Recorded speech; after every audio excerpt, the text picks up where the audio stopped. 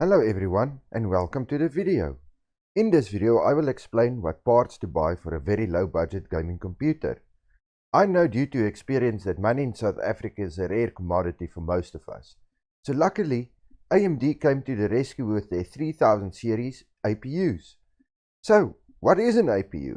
An APU is a processor that includes both the CPU and GPU on a single chip. The name APU was coined by AMD, which released the first APU in January 2011. These chips are sometimes called hybrid processors, since they contain both the central processing unit and a graphic processing unit on a single chip. So, what does that mean for us? Quite simply, that we don't have to buy overpriced graphics cards to play games on PC. Graphics cards are so overpriced these days, especially in South Africa. Now, when you build a PC with Intel processing units, you need to buy a GPU. So that's why we steer clear of Intel and go with our trustworthy AMD chipset. So let's get to the point. What APU are we looking at? The new Athlon 3000G. This nifty little beast has a 3.5 GHz clock speed and 1.1 GHz VRAM, 2 CPU cores with 4 threads and 3 GPU cores. So you can game with this. It is also unlocked, meaning it can be overclocked past its maximum turbo frequency. However, this is not recommended, as it will cause the processor to run much hotter. Also, the warranty does not cover damage caused by overclocking, even when overclocking is enabled with AMD hardware. So, how much does the CPU cost? At this very moment, it is 979 Rand at Takealot. Just note that this CPU does come with a stock cooler and thermal solution, so you don't even have to buy that. Next up is the motherboard. Now my personal favorite is the ASRock A320M HDV. Currently this board costs you 955 Rand at Woodware. What I like about the board is the M.2 slot for a M.2 drive and 2 fan headers to control fan speed. Just note that this board has no CPU overclock capability, but you can overclock RAM on the board.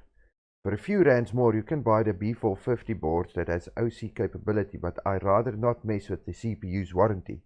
Apart from the CPU fan header, it has a chassis fan header as well, so speed will be controlled by your BIOS for more noise efficiency. It has all your standard connectors and PCI Express slots, and it will bring to the table for what you need. Next up is RAM.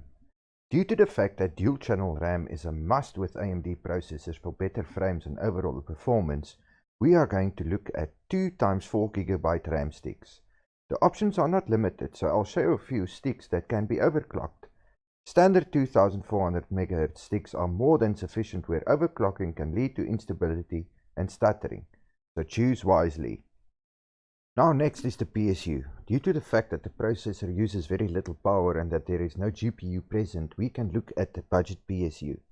It is recommended to buy a more expensive one for later upgrading and general quality, but we are all about saving cash. The Armageddon Voltron Bronze 235 FX power supply has all that you need for the system setup. It has a bronze rating, so that counts at least to some certain type of quality. Next up is the M.2 SSDs. Depending on your budget, you can either take the 120 GB or the 250 GB solid state drive. Solid state drives ensures fast loading times and just makes the whole system better in so many ways. Opting for a hard drive with parts are not reliant and has very long loading times. Their average lifespan compared to a solid state drive is also very short. Electricity usage is also much lower on a SSD, as though it has no parts that it has to move. So at the moment at Takealot, 120 GB is 415 Rand and a 250 GB is 885 Rand. Finally, the chassis, the RateMax EXO. It supports micro ATX Mobos and just has all that you need for a budget build. The PSU mounts at the top and it includes one fan with the chassis. It has all the space you need for later upgrades and it is the perfect budget buy for a gaming setup. So this is the grand total which I came to. So yeah, consider building your own budget gaming PC if you want to. It's a computer under 4,000 Rand. So guys, thanks for watching the video and all of the best. I will leave links in the description below. Like or dislike. Ciao.